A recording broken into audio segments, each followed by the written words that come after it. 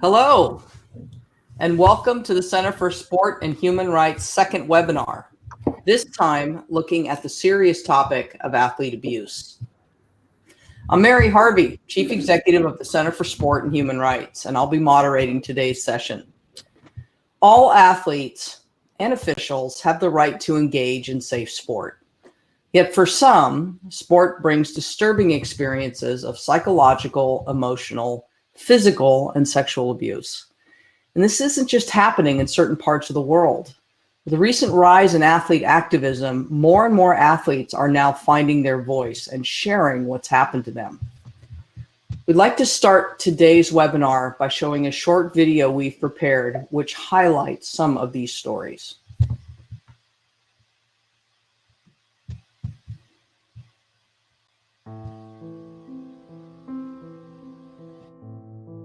Larry is a hardened and determined sexual predator.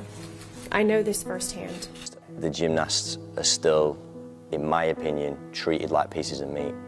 Fueron días de llanto, días de no dormir. I have never mentioned that with anybody. I'm 56 now.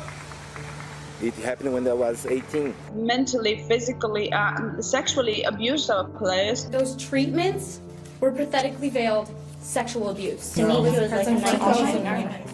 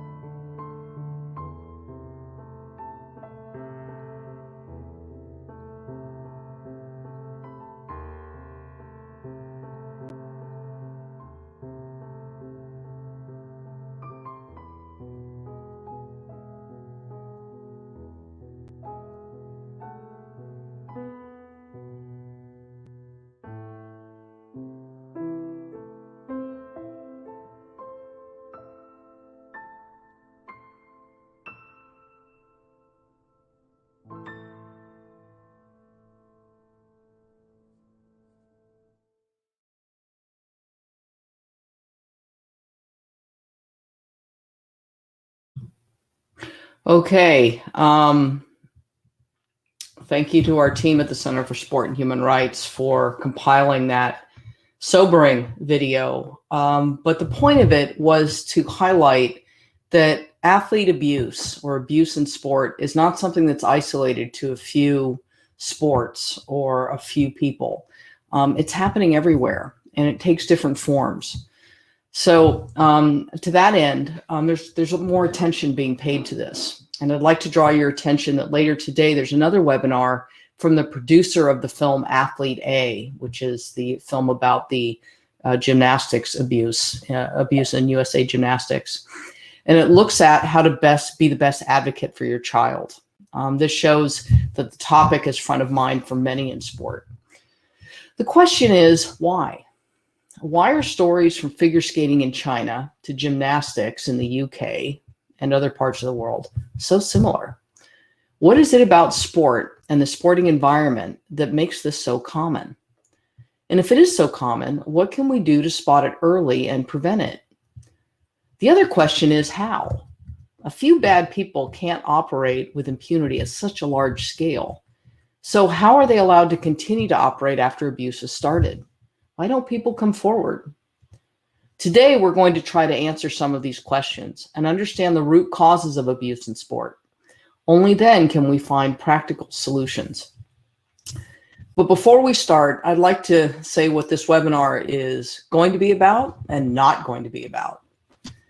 This webinar is not going to be about a forum for sharing stories of abuse. Everyone here knows at least one or two of the stories of abuse, which is why you're here. It's not necessarily about criticizing where mistakes have been made, although that's part of the learning process. And it's not about sharing solutions that won't work. What it is about is a place for discussing concrete solutions, many of which are practical. It's a place to get to work. We want everyone here at today's webinar to come away with at least one thing they can put into practice right away. And a place to share lessons learned, informed first and foremost from those who have worked with survivors of abuse in its different forms. Speaking of those, I'd like to now introduce our incredible panel. Ann Tevis. Welcome, Ann. Ann is the chair of Safe Sport International and chair of the International Safeguards for Children in Sport Advisory Group. She has over 2 decades of experience working with sports bodies and making sports safer. Minky Warden. Minky is the director of Global Initiative at Human Rights Watch, where she develops and implements international campaigns, particularly looking at egregious human rights abuses in sport. She is the author of the recent report by Human Rights Watch titled, "I Was Hit So Many Times I Lost Count," which documented the practice of corporal punishment called taibatsu in sport in Japan. Kelly Lindsay. Kelly is the former coach of the Afghan women's national football team and was a key whistleblower in exposing the abuses that happened to members of her team at the hands of members of the Afghan Football Federation, including its president. Kelly is now the director for women's football at the Moroccan Football Federation. Kelly, welcome from Morocco. Soichi Sugiyama is a partner at the Tokyo law firm Field R Law Offices, which provide services in the field of sports law, including athlete abuse. He is a pro bono advisor to NGOs, including Athletes Save Japan and UNI SOCC Youth Athlete Group.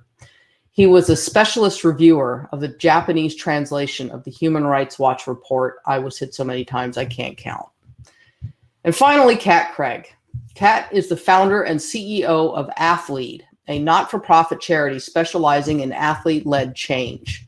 She's a human rights lawyer who has worked very closely with athlete survivors and victims of abuse, including on many of the cases highlighted in the video. So let's get started. Welcome, panelists. Thank you, everyone. So we're going to kick things off with Ann. Ann, you've worked for many years with sports bodies. You've seen this about every way there is to look at this issue. But I'd like to ask you to sort of tee us up about a couple of things. Abuse is a wider societal problem, but has unique characteristics in sport. What does it look like in sport, and what forms can it take? And then secondly, how does abuse typically start? What are some of the early warning signs that things are headed towards becoming abusive? Ann? So thank you, first of all, Mary, for inviting me to speak today. I think the first question is a really important one. We have to see abuse in sport in part as part of a societal problem. Abuse happens in every walks of life, in every environment, but I think that sport for a very long time sat outside of the scrutiny of other organisations. So we've seen for many years inquiries into abuse in other institutions, in the church, in care homes, in education establishments, but sport has a slightly different context, and I think that's really what you were asking about to start with, Mary. I think a lot of things in sport, so many abuses and negative behaviours have been so normalised in sport that people haven't actually recognised them as being abuse. So one of the things that's been very important in the last few years is to start actually to do better work on defining what we mean by abuse and abusive behaviour, so that people can see it, describe it, and then measure it. I think one of the most important things for those of us working in this field was working with organisations like the IOC to write the IOC consensus statement on harassment and abuse. I think most people previously, because of what they see in the media, see abuse as primarily being sexual abuse, possibly with some physical abuse, but without enough attention to all the other forms of abuse and all the other forms of harm that happen. I think it's also important to put this in the context, wider context of athlete well-being as well, and to look at the behaviours and things that happen that may not necessarily meet a threshold for abuse, but nonetheless are harmful and negative behaviours that create a negative culture for athlete experiences. So to take us to the definitional work, in the IOC consensus statement from 2016, which I would encourage anybody to read if you haven't done already, it gives a very good foundation to understanding what we're talking about. The types of abuse that are described and that we see commonly in sport, I particularly want to emphasize psychological and emotional abuse. And people don't always recognize that this is the gateway to every other form of abuse. The fundamental issue in abuse is the abuse of power over one individual, over another, or of others. And the impact of psychological and emotional abuse is absolutely profound. And it creates the opportunity for all other forms of abuse to happen. We've already seen that in mainstream child protection research for many years. And when we look at the reports, there's been very little studies done into psychological and emotional abuse. The first one that we did in the UK probably about 12 years ago now, children and young people reported, 75% of them reported that they'd experienced emotionally harmful behaviour. And we've seen very similar figures mirrored in the Athletes Can study that came out some months ago. So it's really important to understand that while psychological and emotional abuse can happen on its own, it is also the gateway to everything else. What we've heard in recent weeks from the gymnasts speaking out is much more about this topic, much more about the impact on their whole lives of being ridiculed, humiliated, having their self-worth undermined. And that can be very difficult to describe as well. So when we also look at how that happens or why that happens in a culture where we have poor governance, lack of clarity around codes of ethics and codes of behavior, and in environments where people can be shut away from the rest of the world and behaviors, those kind of behaviors, treated as normalized and part of what you need to do to toughen up in sport. The other issues which I think are really important in terms of definitions, what we're talking about is neglect. Neglect is not something, again, that's been very widely discussed about. It's come out very strongly in the work that we wrote for the IOC consensus statement. It came up very strongly in the Athlete Can study, and I think from other studies that I know are about to come out in the next few months, we're also going to see a very high level, particularly of elite athletes, experiencing neglect. So neglect of their emotional well-being, their physical well-being, and just care for them as human beings. Again, how does that happen? That happens when an entourage is there. You may have doctors, you may have physios and others who are there to get the athlete fit, but fit to compete, not as well human beings who are able to recover from injuries and not be in a harsh, critical environment where they're expected, or it's a badge of pride to carry on competing when you've got broken legs and arms, repeated strains, and things that will impact on the rest of your life. The other thing that we see, particularly for women and girls, is the issue of around reproductive health and the issues of when we talk about physical abuse, talking about things like overtraining, and particularly for young people when they're developing, there's a profoundly more significant effect on children as their bodies are developing. And when they're coming into elite and the talent levels of sport, we need to focus more attention on what we need to think about to meet their needs. For women and girls, many training methods, predominantly because the coaching world it's very short on science in terms of training until comparatively recently, and has not been well informed. We know many high performance coaches and others who were placed themselves in those roles without sufficient education and training.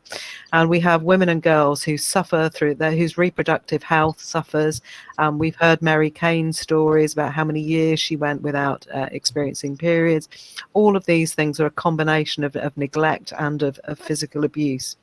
I think we understand better the impact of overtraining. How many athletes do we see who suffer in later life or for the rest of their lives through the impact of overtraining and non-science-based education and training?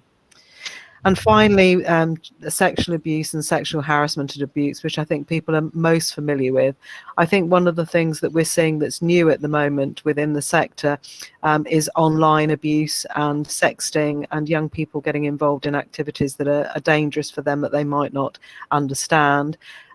We're used to seeing, in terms of the tight entourages, communication with children, for instance, and child athletes that really shouldn't be there and isn't monitored, and that's another consideration for us. The other things we need to think about are the impact of abuse and bullying. Bullying's another issue which is very, very significant, not just for children but for adults as well, and can have lifelong impacts on people's well-being. We see incredibly high levels these days in society of self-harm, of suicides from young people, and increasingly we're seeing examples of that in sport as well. So there's a real imperative for sport to understand the signs of mental health issues. Those can both be caused by the sport, by involvement in the sport, where the pressures are extreme and there's no safety net for the athletes and nobody independent for them to turn to. But equally, as human beings, people come into the sport also bring what they have in their outside lives with them. They may bring the mental health problems that they've had in their family, abuse they may experience in their family or community. And the performance system needs to take into account their needs as whole human beings as well. And I think we need to really carefully consider in the athlete entourage, ensuring that there are people there, like in the UK, we have performance lifestyle advisors who are just there for the athlete. They're not there just to be one of the entourage getting somebody fit to perform. So other things to raise that we see that abusive behaviours in sport include things like hazing. You don't see that anywhere else. You really mainly see that in the sports environment. Whilst it's been predominantly in America and come through college sport and college initiations, we are also seeing that in other countries as well. People don't always realise that peer abuse is as prevalent as abuse by adults in positions of trust, such as coaches, and are often not so alert to it. The other things that we need to consider in terms of what we think about in sport is who is more additionally vulnerable to abuse, or who do we make more vulnerable to abuse. Some of that is caused to everybody when environments are those that we see in institutional abuse inquiries, closed settings where athletes train away from home, where they're away from their normal supports, and so on. So I've just moved my notes over. So we need to think about also, there's very little knowledge and awareness around why we make some groups of people additionally vulnerable. Studies that have been done by people like Tina Vertommen in Belgium and Holland, her study looked at the increased vulnerability of children and adults from Black and minority ethnic groups.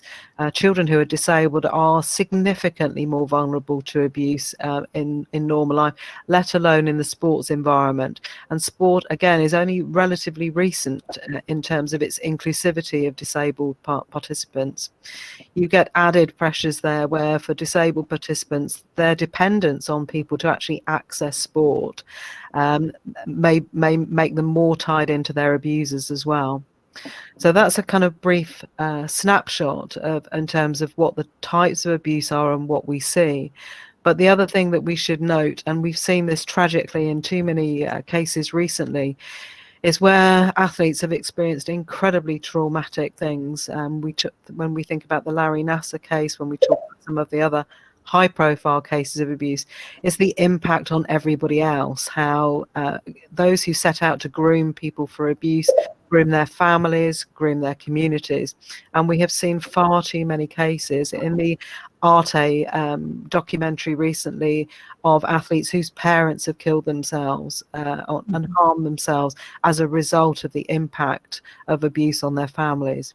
And I know we're also seeing intimidation of families now in some of the other cases where athletes have been able to speak out. So that's a kind of snapshot. So Mary, do you want to pick up anything from that? No, that's terrific, and that really outlines the landscape. Abuse takes many forms, but there are aspects of sport that are different, and power differentials are enormous in sport, elite sport in particular. And people watch the Olympics or watch the World Cup or the Youth World Cup, and they see athletes, a young Messi or the gymnasts compete in the Olympics, and they see superheroes, right? And kids, and I think there's very little understanding of how incredibly vulnerable you are when you're inside that elite athlete bubble. You're subject to, people don't see it externally. And that's one of the things that I think is one of the contributing factors to why this is so widespread. I'd like to now pivot to the dynamics that make this so systemic, so what we were just talking about. So I'd like to now turn to our speakers to explore patterns of abuse and what's common among them to understand the cultures that are intentionally or unintentionally created that enable abuse to continue. And we're going to start with Minky Warden. Minky, you've been engaged directly in cases of athlete abuse in sport. Can you briefly talk us through, and I'm going to focus on a couple of examples, although I also know you're involved right now in the Haiti case. But I'd like if you could sort of tee us up for specifically the cases in Afghanistan and Japan, which are two cases that you've also had direct involvement in. So if you could do that, that'd be terrific. Minky? Yeah. Thanks very much. And special thanks to the Center for Sport and Human Rights for convening this discussion. I think the fact that there is an organization that is called the Center for Sport and Human Rights really highlights how important sport, human rights are to sport. And I think to respond also to Anne's introduction, one of the major problems that Human Rights Watch has identified is that athletes competing, and here when we talk about the Olympic system of athletes, we should really understand that that's all athletes over the age of 4, right? These are children in a system. These are athletes who've been competing their whole lives. And I think we should understand first and foremost that athletes are human beings. And there's this idea that if you are sacrificing for your sport, if you're training, that you also have to sacrifice human rights and you have to sacrifice your voice as an athlete. And a lot of the problems that Human Rights Watch has identified in a series of reports is this inherent problem of the experience of athletes in attempting to respond to human rights abuses they are experiencing. So I'd like to talk about the sort of the concrete research. I really appreciate that this forum is focused on solutions, but I think in order to understand the solutions, you really have to understand the dimensions of the problems. And in many cases, it's not related to funding. It's not a question of government support. It's actually gaps in the system that allow abuses to occur. So I'd like to start with Japan. I'd like to start with Japan because this is an Olympic year, and because Japan is hosting the next Olympics next summer. I should say that Human Rights Watch has done reports on the Olympics in the past, dating back to the Atlanta Olympics in 1996. We're not focusing on Japan. But we have, in Japan, we researched into both grassroots and elite sport. And we spoke directly to more than 50 athletes. And we did a survey of 757 Japanese athletes from more than 50 sports across 45 prefectures. And we also interviewed parents, academics, child protection experts, lawyers, government officials, and sports federation leaders. The testimonies of those we spoke to are very shocking. Mary, you mentioned the report title, "I was hit so many times I can't count," which is taken from a testimony by an athlete. Other abuses that we documented occur include punching, slapping, kicking, or striking athletes with objects, excessive or insufficient food and water. As Anne said, athletes who are forced to train when injured or punished with excessive training, and abuse by other teammates. And for the athletes who were assaulted, sexually abused, or harassed by the coaches, many of them are now suffering from depression, physical disabilities, and lifelong trauma. It's worth looking at Japan because I think the problems we will see in Japan are actually across the board in sport around the world. And I wanted to give the example of one of the athletes who I met in Osaka. And he had been an elite water polo player, but left the sport. And he came to the interview with notes that he'd written down carefully in advance, thinking about what he wanted to say. And he told us, we use a cap for water polo. We athletes were dragged out from the pool by the cap strap to punish us, choking us. Another punishment is pushing kids underwater so we couldn't breathe. It is like the military. The younger kids were not as good. They would be frightened and quit the sport. And I think this is a young athlete who never reported his experience. And one reason athletes in Japan and around the world don't report is there simply aren't meaningful reporting systems. There may be hotlines, but those hotlines go directly to the official who may be responsible for the abuse. Other things that we documented in Japan is that there's no comprehensive tracking of athlete abuse cases. So really no one's even bothering to count the number of abuse complaints or cases. And with the reporting systems, there is also a lack of support infrastructure, very little mental health support, and finally, a culture of impunity for abusive coaches. It's in sport, we see patterns that we've also seen, for example, in the Catholic Church or in other churches. The abusive officials are simply moved around. If there is a report about them, if somehow an athlete is able to file a report, they're moved around to the next municipal area or the next school, and they continue the pattern of abuse. And briefly, I wanted to speak about Afghanistan and Haiti.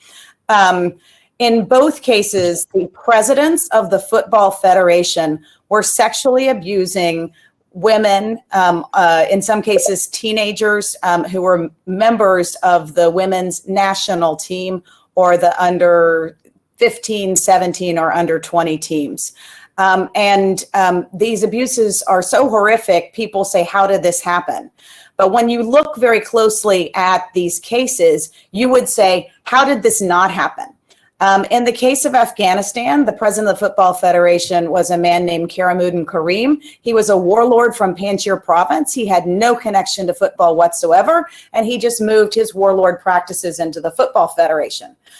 In the case of Haiti, the president has been there far in exceeding his term of office, and has complete control of the federation, including abusive officials and vice presidents who have assisted him in abusing women and girls. In Haiti, it's the overlay of poverty means that many young athletes are desperate for education, for the opportunities that football could bring, but there are very few safeguards for children in this system, and they are exploited by the people who are charged with protecting them. So this is a pattern we've seen around the world, and I think by knowing what the facts are, we're able to identify the gaps and to fix the governance structures within these federations that allow this abuse to happen. Thanks. Thanks, Mickey. So, Kelly, I'd like to come to you. So, Kelly, coaches are in a position where, inside the locker room, you have a pretty good idea of what's going on with the team. And so you were in a position where you were a whistleblower when you started to understand that something's not right. And you went through a whole process where the whistleblowing process. So it's already been mentioned that reporting, either by whistleblowers or by the victims themselves, isn't fit for purpose or doesn't work or, isn't victim centric, right? So it really is to protect the victim, not to protect the institution.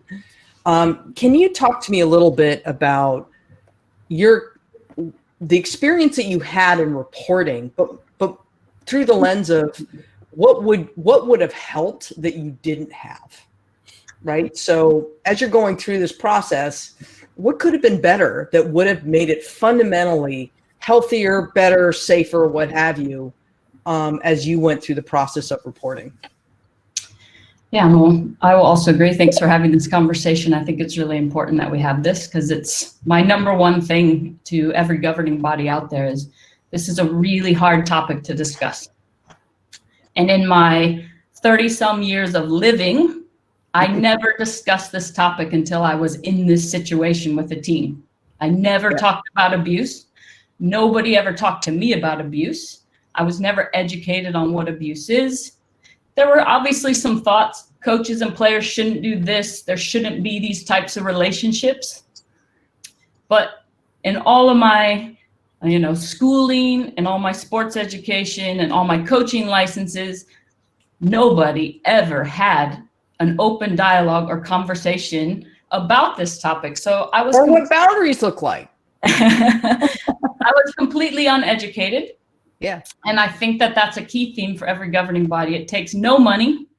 It takes nothing to start the dialogue and educate not only the coaches on black and white, what's right and what's wrong, because there are some very black and white things. There's also some gray areas. And then the black and white for young athletes, because we need to normalize the conversation so people understand. And for a young athlete, if I'm brought into a professional environment or I'm brought into a national team environment for the first time, I don't know what that means. So when somebody starts doing something to me, I just think it's normal because it's what happens at the national team, or it's what happens at a professional team. So we need to help young athletes. We need to help all athletes. And we also need to help coaches and assistant coaches understand the boundaries, because without this education, abuse can run rampant. So right away, we need to normalize the dialogue. We need to educate before it happens, because one, it is happening. It's happening everywhere. It's happening in your system and in your governing body. So you need to step up to the table now and not hide from it anymore. Athletes need to know their rights. And Anne and Minky have touched on it. There's a lot of vulnerability, and poverty, money, lack of education is hugely vulnerable. So if you work with people in that environment, you must educate them. It is our job and our duty as coaches and as leaders that we talk about it with them first, because they won't get it anywhere else.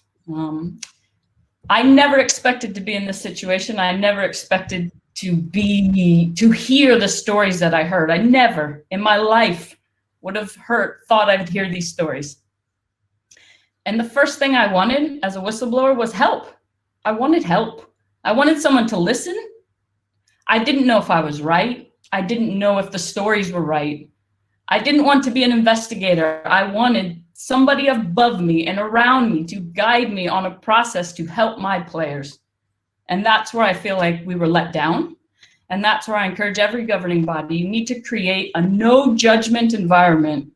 When somebody comes to you, it doesn't matter if they're right or wrong. What matters is they're coming to you. There's been a red flag. There is an opportunity to do the right thing. Don't miss the opportunity, and don't wait, and don't hesitate, and don't expect that it'll go away, and don't brush it under the rug. Make sure you have a team in place behind the scenes ready to handle these. You need the legal side. You need the psychological side. You need someone who can educate you on the actual governing body process and how do you move forward with this. Because it's not an easy situation, and it's not 1 or 2 days. It's not 1 or 2 weeks. Most of us have been in this situation for years. But what happened was when we came forward, nobody told us we'd be in this situation for years. Nobody told us we needed a lawyer. Nobody told us we needed psychological help, not only for our players and our survivors, but for ourselves. You don't realize the trauma a whistleblower goes through. So make sure you have these things in the background to support them. And I think that's really important. And the clear and transparent process. Make sure that as a governing body, you know exactly how you're going to handle this situation. And once again, it doesn't cost a lot of money to have a process. Who are we going to talk to?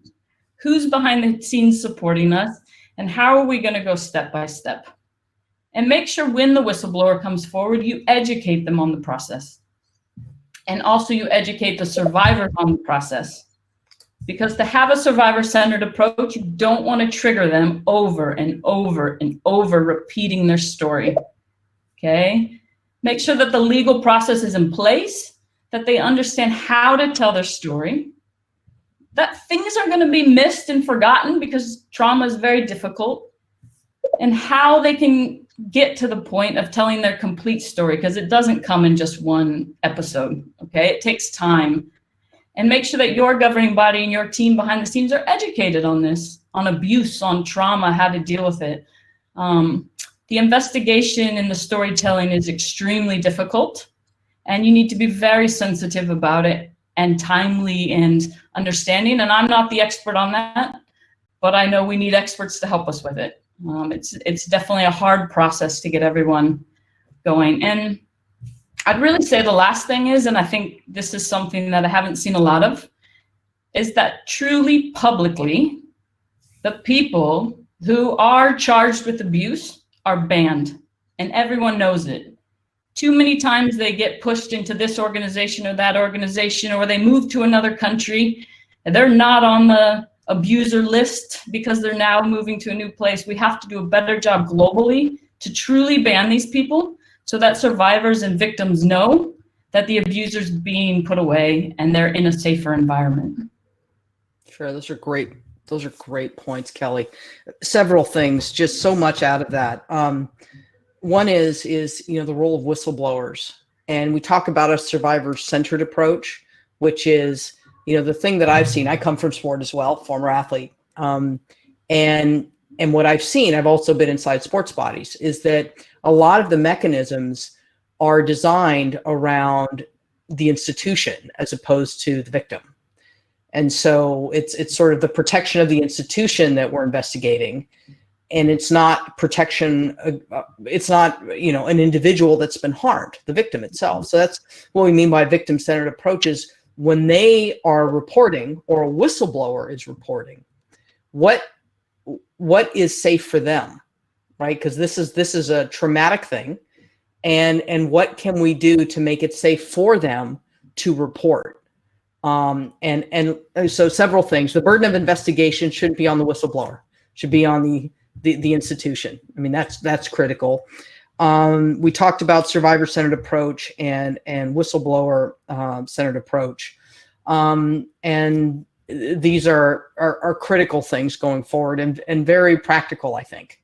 And we've seen sports bodies adapt to this.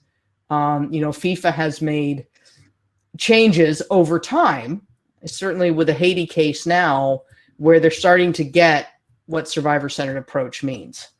But it's taken, Minky, and Kat, you've been on the front lines of that.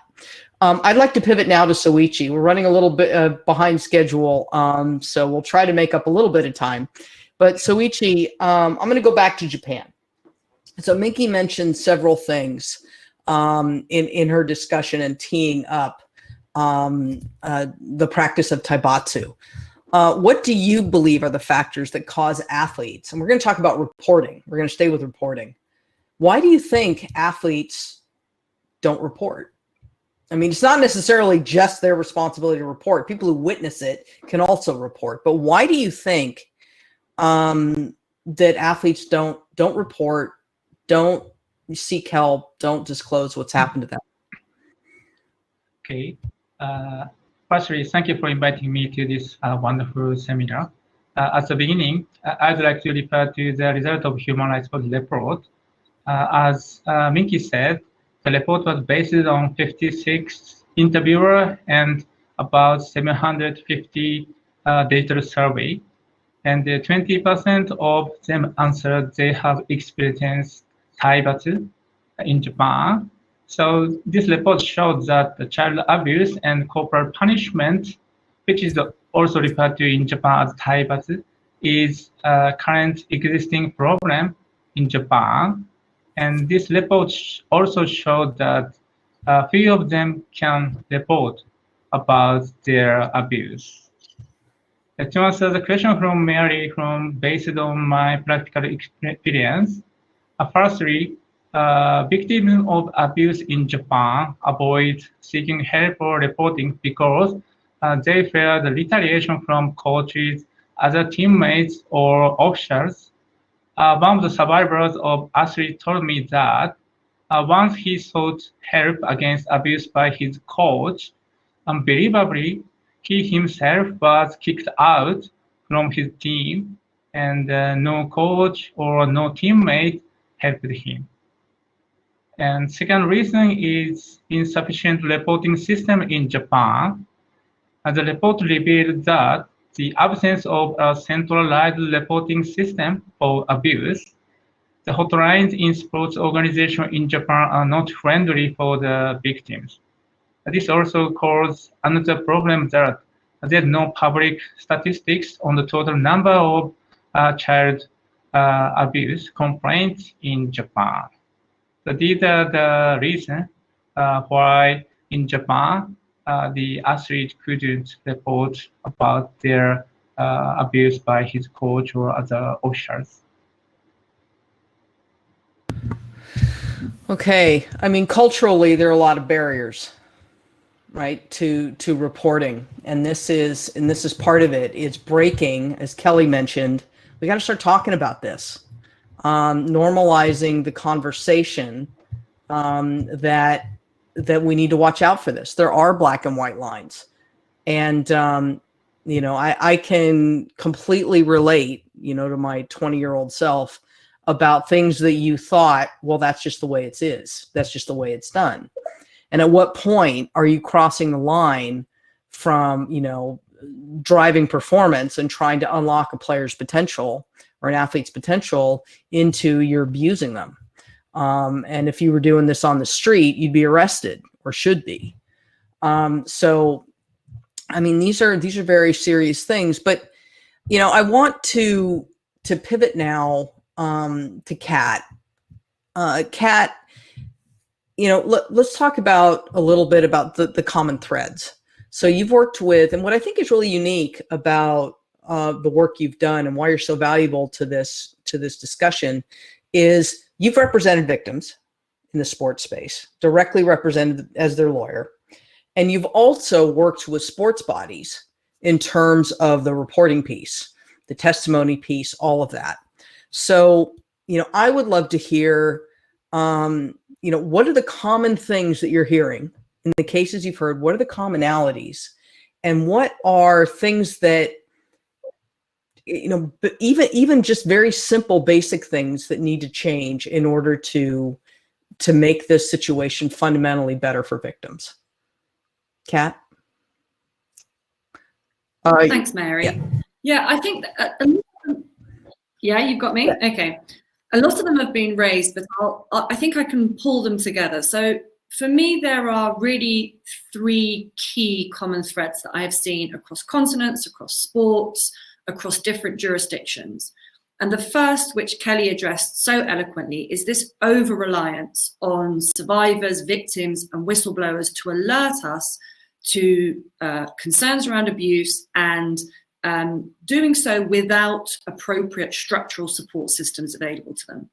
The second is really a failure to sufficiently prioritize athletes' well-being and to treat it as an existential threat to the integrity of sport in and of itself. So it's about an intentional prioritization. And the third is a failure to mitigate the risk of abuse that comes with these inevitable power imbalances, Anne mentioned it early on, that accompany sport. So if we dig into that a little bit more and try and unpick it, I would like to just take a moment to pay tribute to the victims and survivors and whistleblowers that I've worked with. Their courage is astonishing. The good news is we have made progress. You mentioned it, Mary, the difference that we see in the cases that Lindsay and I are working on today versus 2 years ago is really quite significant. So progress is being made, but none of that progress would have been possible without the courage and, frankly, the sacrifice that we are asking victims, survivors, and whistleblowers to make in a way that is not ethical. So that is, for me, the main common thread that sport governing bodies, sporting institutions, rely very heavily on those people who have already been affected in such a horrific way to alert them to the abuse that is occurring. And as Kelly said, at times to investigate those abuses in a way that's completely inappropriate. And then at the same time, we make it so difficult for people to access those systems. I very frequently hear, we have a reporting link on our website, which is frequently only available in certain languages. You have to be literate, you have to know that it's there. You have to be able and willing to speak about the abuse that you have experienced, which is an astonishingly high hurdle we're asking people to get over. And our systems are so flawed that we are actually re-traumatizing and re-harming people. So I really think this is critical. There is lots that can be done.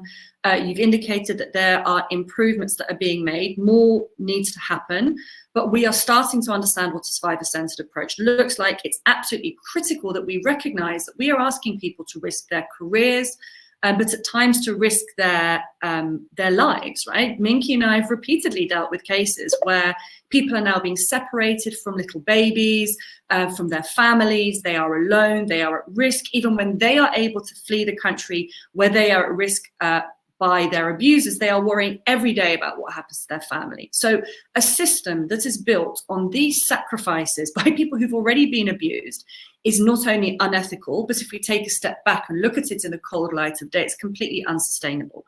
We have to do something that makes this system more accessible, where we don't rely on those who have already suffered so greatly. The second point, in terms of a failure to sufficiently prioritize, one of the most difficult things and the difficult conversations I've had everywhere, from Premier League football clubs in England to Afghanistan, to Haiti, to Latin America, from gymnastics to football, to skating, to swimming. Someone always knew. Someone always knew. Someone always knew that there was something going on that didn't feel quite right, but chose not to act, right? And that doesn't mean that they wanted the abuse to happen. But it did mean that they operated in a culture and a system where they were worried that whistleblowing would cause them to lose their jobs. And at the most senior level, what we see, particularly now that we know that the issue is prolific, right? Sport and the power structures that sport creates is fertile ground for abuse. For those at the highest structure, it means at the highest levels of those power structures, it means that they didn't invest in systems that were capable of stopping abuse from happening. So for anybody on this call, I completely agree with Kelly. I think the key thing is to start the conversation. This is the starting point. Congratulations and thank you for joining us in this conversation, and really looking at how we can prioritize this as an existential issue. And I think there are a couple of people that I would like to thank and highlight. Of course, the centre has been front and centre, building and collating expertise, stepping into the breach and trying to bring people together. Minky at Human Rights Watch has been, a real shero alongside Kelly, Khalida Popal, and other whistleblowers and survivors, but also FIFPro. I think as an athlete union, they are the standard bearers who have chosen to take on this really difficult topic to try and protect athletes and their well-being. And there are ways that we can change, right? As an industry, we can change. So if you look at the airline industry, really interestingly, they take a Swiss cheese model approach. They say, okay, when things go wrong, it results in catastrophic failure. So what do? Here's a potential risk or an index event. Here's the catastrophic failure.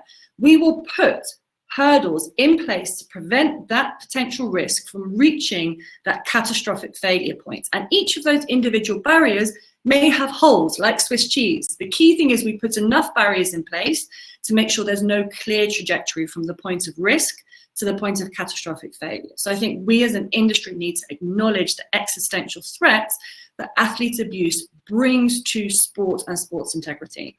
And the final one, briefly to touch on a couple of maybe practical warning signs. Anne mentioned this. Abuse is ultimately about an imbalance of power and an abuse of that imbalance of power, which happens so frequently in sport. And I think it's particularly precarious where We have a lack of independent scrutiny, a lack of transparency, and a lack of accountability. And sport does that well, right? It cocoons itself in its own little world and doesn't like other people looking in and trying to hold it to account. And there are very particular circumstances in which that occurs. Think about big influxes of cash, right? We now know that as amazing as it is that there are investments being made in women's participation in sport and physical activity, that cash lands up in the hands of powerful people who tend to abuse, or there is a risk of them abusing that. Mary, you mentioned the risk around elite athletes, that up or out system, right? Where if you want to make it, you have to go past a particular gatekeeper who holds the key to your future dreams in their hands. Those are potential risks of abuse. Disenfranchised people, I've seen some questions around intersectionality as well, poverty, and people who are disenfranchised in other ways, where there's a power imbalance that is increased through those circumstances. Players being isolated, either through grooming and having them creating distance, emotional distance between them and their caregivers, or physically removing athletes away from their safe spaces to other countries, training camps, etc. And then two final points. Anne mentioned this kind of connectivity to governance as a whole. We've absolutely seen that. Poor fiscal probity and poor governance are sometimes the canary in the coal mine for wider abuse. So when these issues are brought to attention of sports governing bodies, we have to probe that little bit further. We have to be willing to ask those questions. And finally, a lack of diversity in senior leadership positions, right? Let's take racial abuse. I've repeatedly heard from top-level footballers who have been racially abused throughout their careers that as soon as there was a senior person, a black person or a person of color in a senior position, it did something to reduce that abuse. It is not the final solution. It's not the only solution, but we must have more diverse power structures.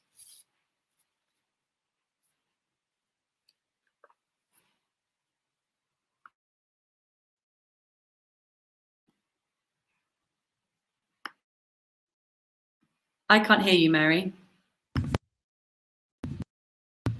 Sorry about that. I did it now. Sorry, I have a different mute button. So much in that, really, really good. And this is why, it's important to capture the experiences of people who are in the middle of this, because the point isn't to say, it is important to honor those who've suffered by learning, by saying, what is it that we can learn so that others don't have to go through this, right? So other whistleblowers don't have to go through this. So other victims don't have to go through this.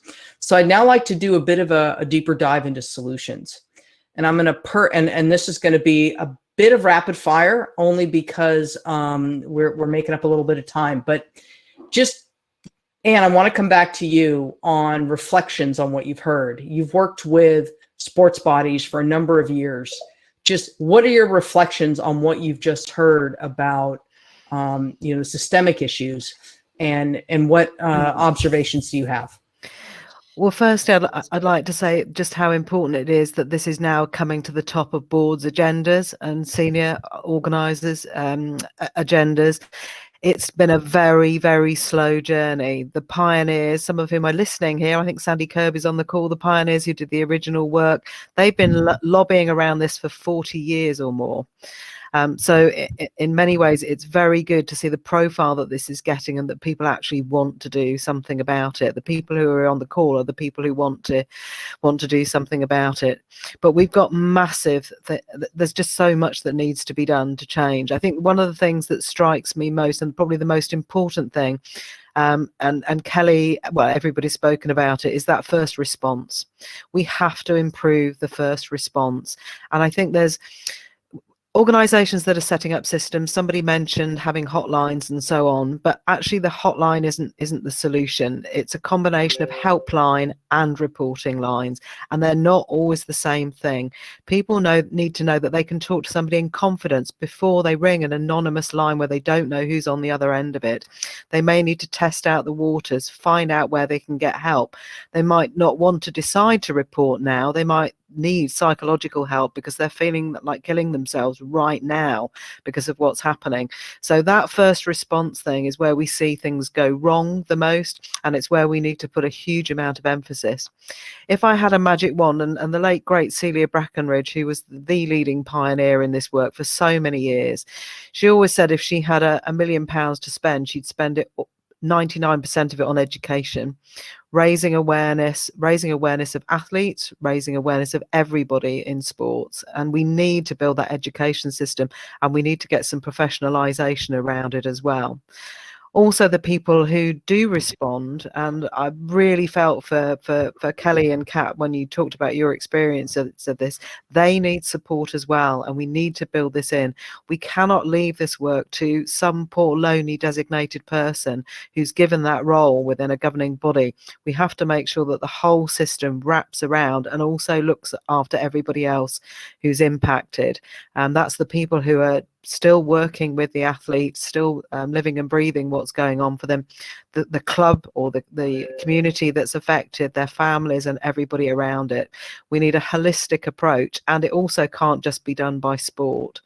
That's for a number of reasons. One is we need to give our athletes the opportunities to speak to a whole range of people. Many won't go into their sport directly because they still don't trust it.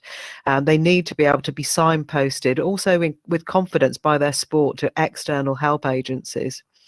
We have a massive issue around, the other reflection I have is on the international bit and about abusers moving around with impunity, is we do not have a centralized international system to deal with people who move across borders. There's been no will to put money into that. So you can easily, unless you have robust systems in your country for checking where individuals are moving, there is no mechanism to stop people moving across sports and borders. And in some of the horrendous cases, we've even seen, I think the case of Graham James, the ice hockey coach in Canada, when he came out of prison, the Spanish team happily took him on because he was a successful high performance coach. That kind of thing has to be stopped. But I think in terms of solutions, I'd say that the thing that we know is that we need to both help national federations and international federations to put safeguards in place, to understand what that means, to put the resources in it, but we also need to hold them to account when they don't, and we need to make putting these safeguards in place mandatory. Yep. Sorry, I could go on. I'll stop now. No, so a bit of rapid fire now. Let's talk about what is survivor-centered approach. Who wants to take that? Give me an idea of when we talk about we need to put in a survivor-centered approach. If you're Monday morning next week and you're somebody from a sports body who's listening to this and you've heard about survivor-centered approach, putting a bear hug, as it were, around the victim or the whistleblower, what does that look like? Minky or Kat, I'm going to give this to you. Just shout it out. Tell me what it looks like. Let me actually start with a survivor-centered approach. Starts with these words from the great Rachel Davis of Shift. A complaint is a gift. It tells you the problems you have in your system that you must know about, right? So the teenager who has shared the most terrible thing that has happened to him or her in their lives is telling you something you need to know. Probably that coach, that official is abusing other kids, other athletes. So you need to know what you don't know. I think I want to give real credit to FIFA and the International Olympic Committee. You all are at the top of this global sports food chain. People, and especially athletes, look to you for leadership. This is hard. It's hard. It was hard in business. It was hard in schools.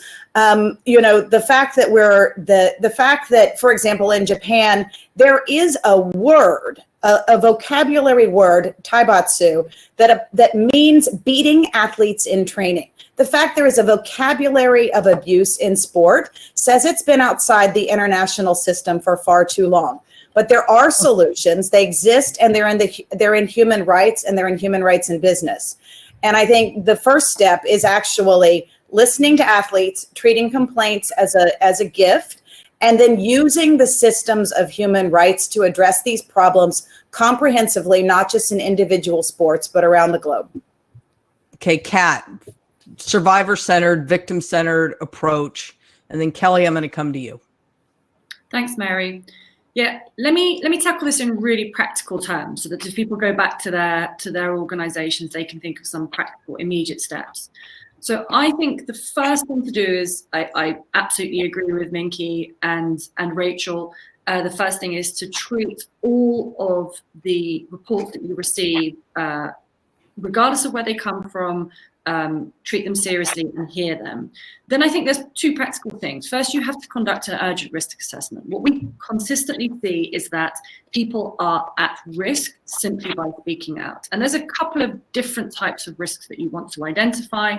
There are some immediate safety risks. We've seen that time and again to both victims, survivors, whistleblowers and their families. There are psychotherapeutic risks, which even Kelly, Minky and I are still grappling with at the moment, and we're starting to find partners, amazing partners who we can work with on that. They need a dedicated support person, right? Some kind of independent person. Kelly mentioned it, this idea of having no idea how long it's going to take, that you're going to be dragged into this process. An independent person who can manage expectations, support people, help them make informed decisions as they navigate this incredibly complex and diverse system of governing bodies when they try and address abuse.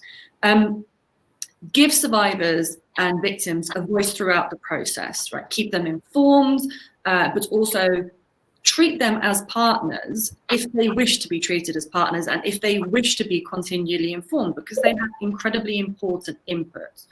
And finally, think long term, right? It is difficult, it is costly, but the reality is you need these people to avoid abuse, and the abuse that corrodes everything that we care about in sport.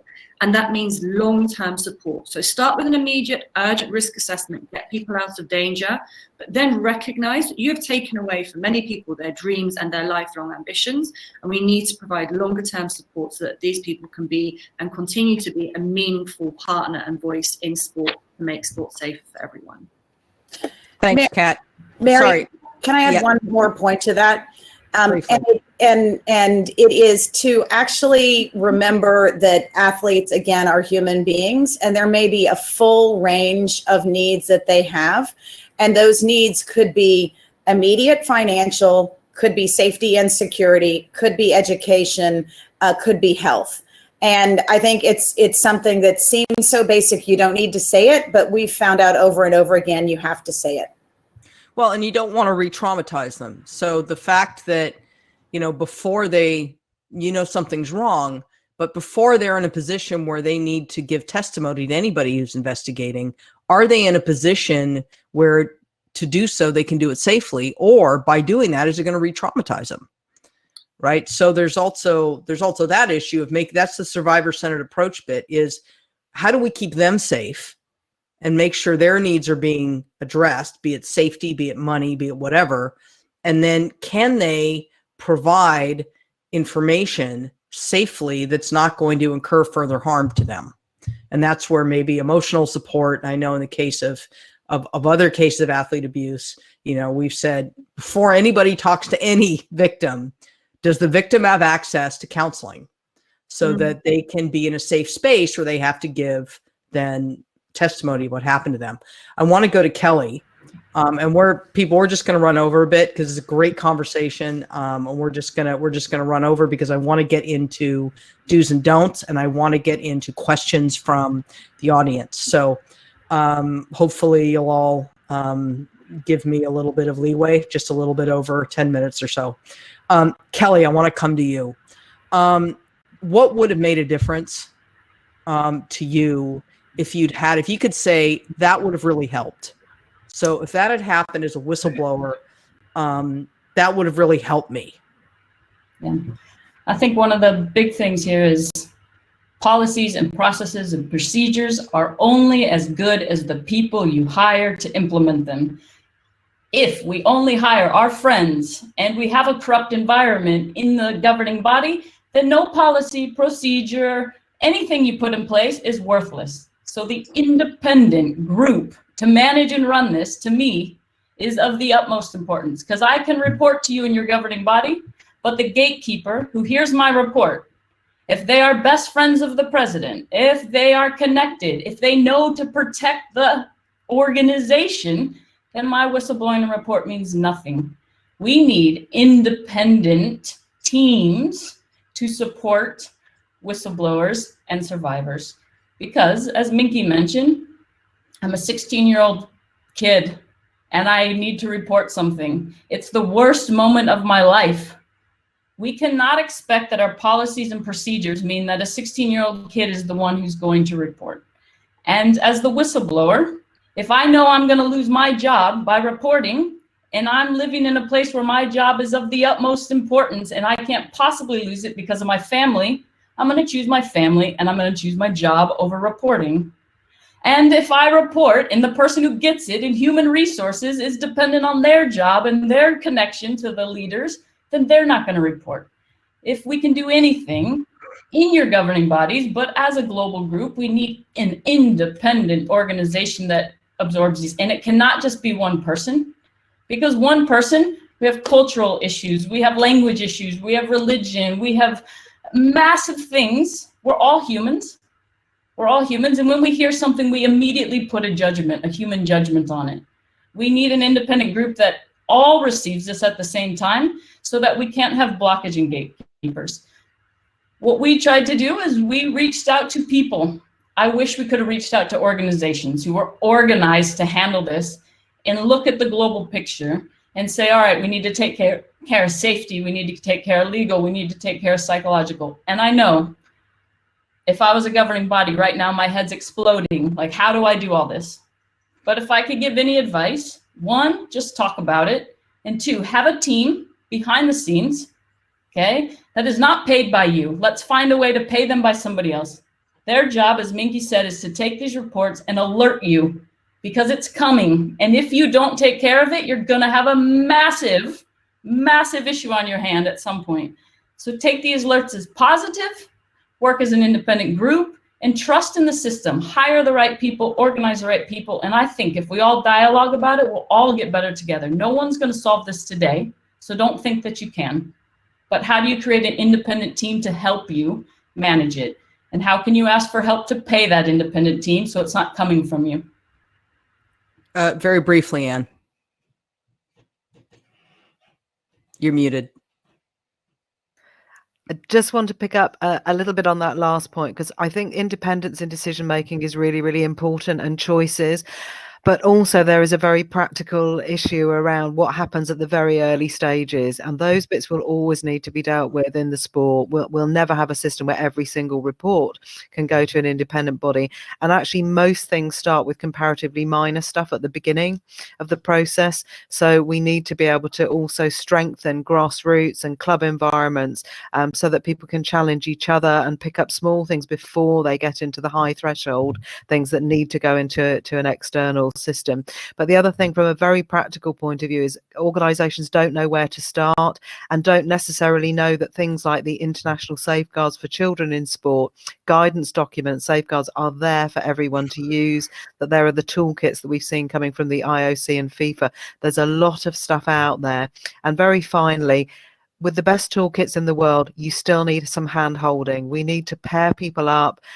Countries with less resource helping countries with more resource, governing bodies with more resource helping smaller federations and governing bodies to put those safeguards in place, because you need talking help with it as well. You need people to hold your hands who've already been through the processes. Terrific. So I'm going to, thanks, Anne. So I'm now going to do a speed round of questions from the audience.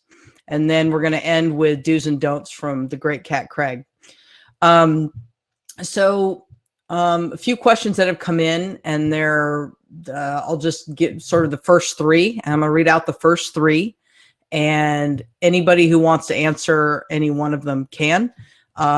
So the first question is, There are a few questions that have come in around athlete success versus athlete safety. This can come in from the pressure to perform. It can come from the threat of losing money, from governments, from funders, etc. How do we change this perception and make athlete safety and welfare paramount? So athlete success versus athlete safety, that trade-off. That's first question. Second question is, what are the indicative signs that might help identify ongoing abuse of a victim, particularly when the victim or victims are reluctant to come forward? So what are early warning signs that you can observe, particularly if you're perhaps a whistleblower? And then third, abuse is never conducted by one perpetrator. As Kat says, people always knew.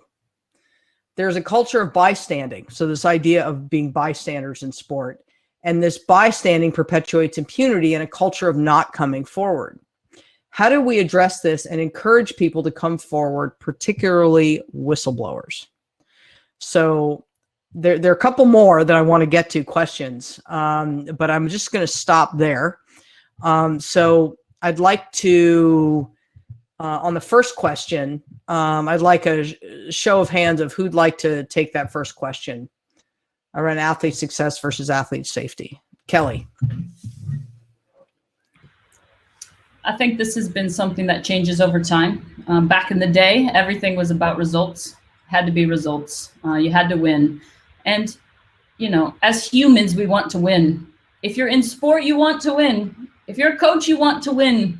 So I think the leaders of the game need to also recognize we want to win, but we also want to win the right way. And there's values there. Without good leadership, this will never change. But a lot of coaches around the world are under pressure. You either win or you lose your job. And with that message, we send the message that the players are just a piece of meat. So I think that's a value and a culture thing from the top of governing bodies to change. That yes, we want to win, but we want to do it the right way, and we want our athletes to win sustainably for the long term. And we're developing players for victory, champions over time. Yeah, I mean, to have those values in sport, sorry, Ann, one sec. To have those values in sport, you know, it's not at the expense of everything else. I mean, it's the whole human capital development part that sports provides. And if there's abuse, you're going to miss it. In fact, it's going to be exactly the opposite of that. Anne. Hi, yeah, and I just wanted to emphasize how this is changing. We had an announcement only in the last week from UK Sport that has faced some criticism for the win-at-all-costs approach over the years, but are now very much pushing ahead with saying we want to do exactly what Kelly's saying, which is we obviously we still want to win medals, but we want the way that we get there to be much better and to be as important as actually getting the medals. And I think that for performance sports is a very important message. Okay, terrific. Abuse is never conducted by one perpetrator. Some people always knew. This culture of bystanding. Anyone want to take that one? And I think maybe what I'd like to do is perhaps direct this towards Soichi. Soichi, this idea of sports federations are often criticized for not doing enough. Can you hear me? Okay. And this is about reporting. So, you know, what we talked about bystanders and the issue of not reporting. And then sports federations, once they get reporting, you've seen this. You've seen that in some cases in Japan, reports were made to sports federations. In what ways could they have intervened that would have helped make a difference?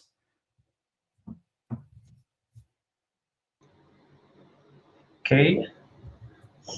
So to work reporting from to work reporting from the athlete. Yes. I think in Japan, the sports federation should create the uniform or standard reporting system, which is friendly for every adult and child athlete. Currently, in Japan, the reporting system is called as fragment system. The system is very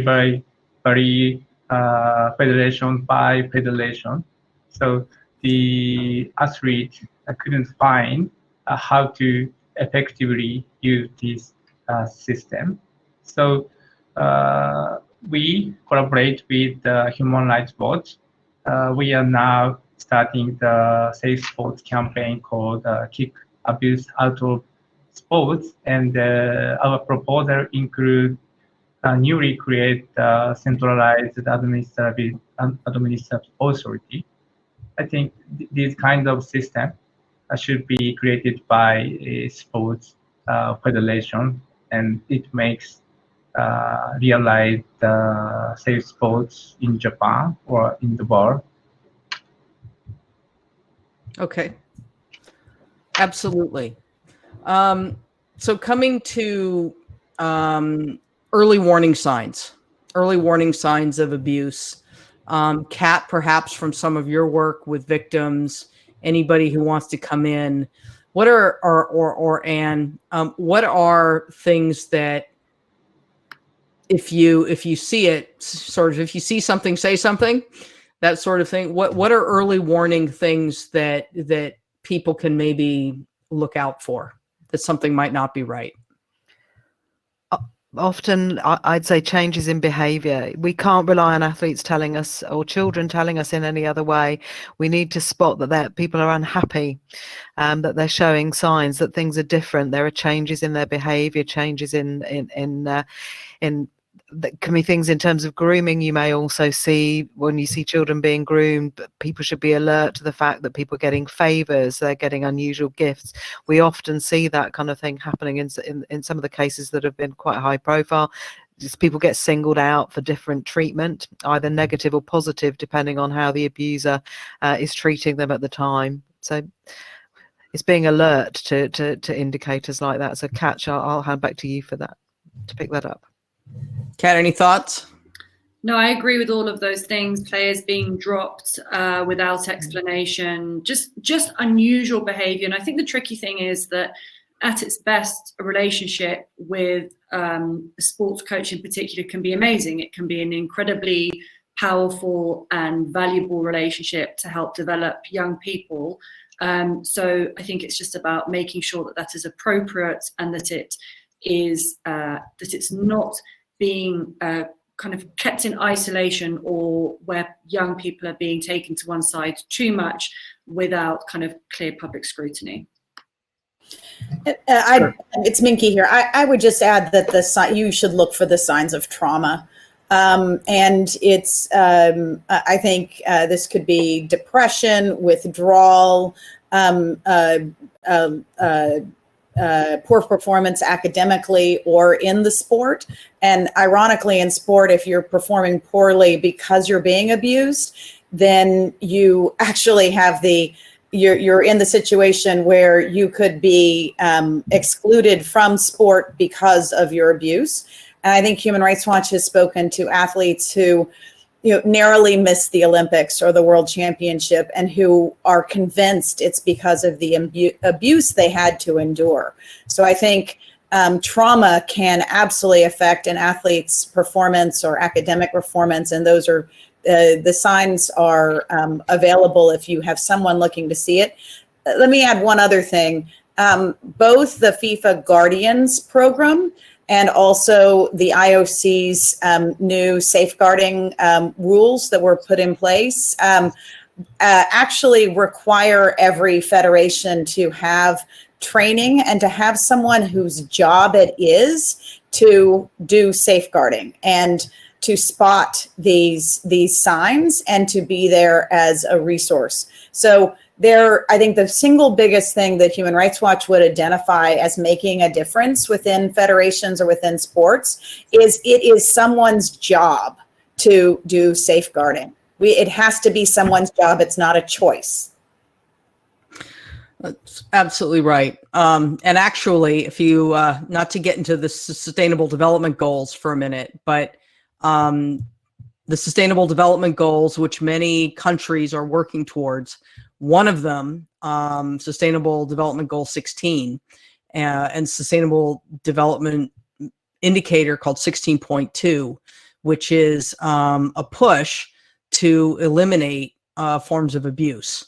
And one of those is exactly that, is making sure that there is somebody in sport who has the job of doing safeguarding, but also ensuring that training's been conducted.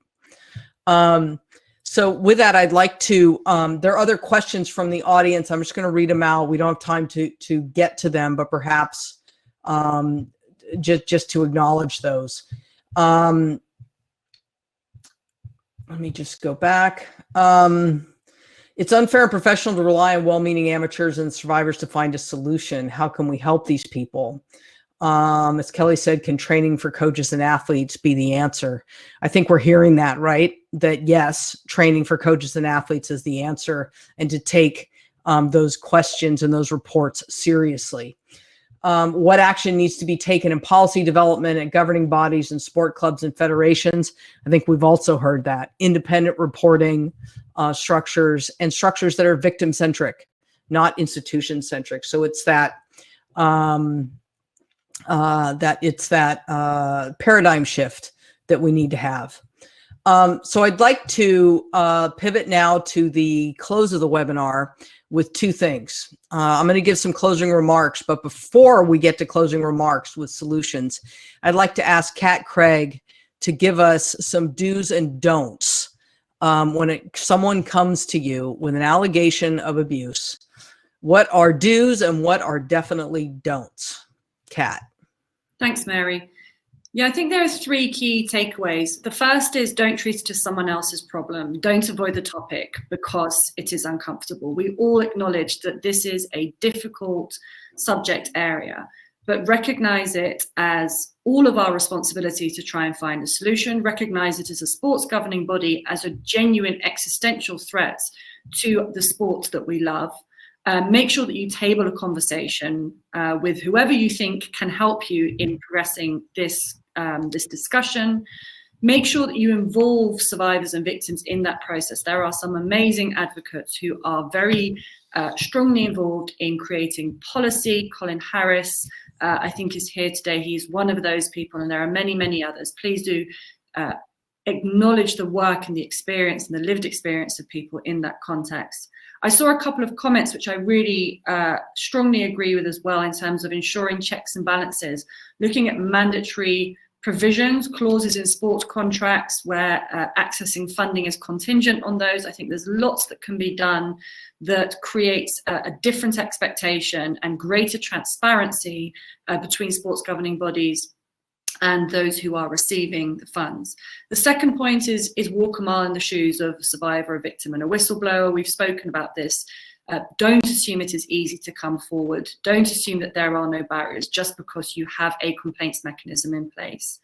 And finally, something that has been a real learning curve for me, working in particular with you, Mary, and it's been a real help. I think for me, as someone who's come at this initially as a litigator, you know, constructive collaborative dialogue is not always my first go-to, but we are all in this together, and we do, you know, there is too much at stake here to split hairs between us. I think if we work as a team, if we genuinely commit to this, if we prioritize it with all of the expertise and the passion that we have, I do believe that there can be a solution. But it's really important that sports governing bodies also leave behind that slightly protectionist, sometimes defensive approach, which we have seen a lot of the time. Please come to organizations like the Centre, who are leading the way in terms of collaborative and collective approaches to try and find a solution.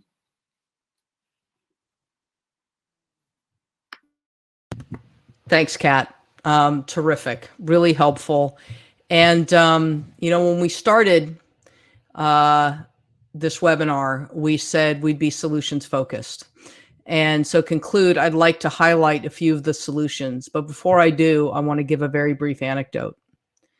And that is sport. People talk about sport providing all this incredible values and skills for human development. And I was asked once at an event in New York to describe all the things that sport had given me, right? And I tick off, all these things about confidence, empowerment, leadership, understanding how to work with people, right? All these different things, being comfortable under pressure. And afterwards, a woman came up to me and I could tell that she was emotional. And she said, what you said was really beautiful. Everything, and what makes me sad about it is everything that you said sport gave you, it took from me. And it was somebody who was one of the survivors from Larry Nassar. She's one of the gymnasts. And I've never forgotten that. I never will forget that. And so, when we talk about human potential development that sport provides, it provides that only in the presence of safeguards to prevent bad things from happening. Only then is that possible. So given that, I want to sort of summarize some of the very practical things we heard today. Training. First thing is training. Conduct training for coaches, assistant coaches, and athletes on abuse. What it looks like, what the lines are, how to spot it, and so people know that they can talk about it and know that it exists. Training. Second, have a process. It's not the job of whistleblowers or survivors to do this alone. There must be a process in place, and the process needs to be clear. That process needs to be protective, so victim-centered. Many of the whistleblowers and victims put themselves at risk, so they need dedicated support to make sure that they're safe. So that idea of switching the paradigm of what's the institution need to what do they need? What's the person who's reported, what do they need right now? Safety, security, money if they're isolated, what have you. Transparent. Survivors need to know what's going on and be kept up to date, right? Because they're taking a risk and they've been traumatized. So they need to know what's going on. Third, long-term support. You need people to help you do that. And that can look in a variety of different ways. It can be emotional support, psychological support, what have you. It can also be financial. Investigative.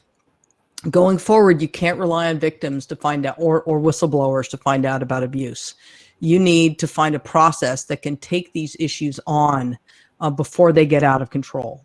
So when you first get that report and it was mentioned, treat it as probably the wrong way, a gift, right? But it is absolutely, you're fortunate to get those first reports, because left unabated and unaddressed, it will get much, much, much worse, existentially worse.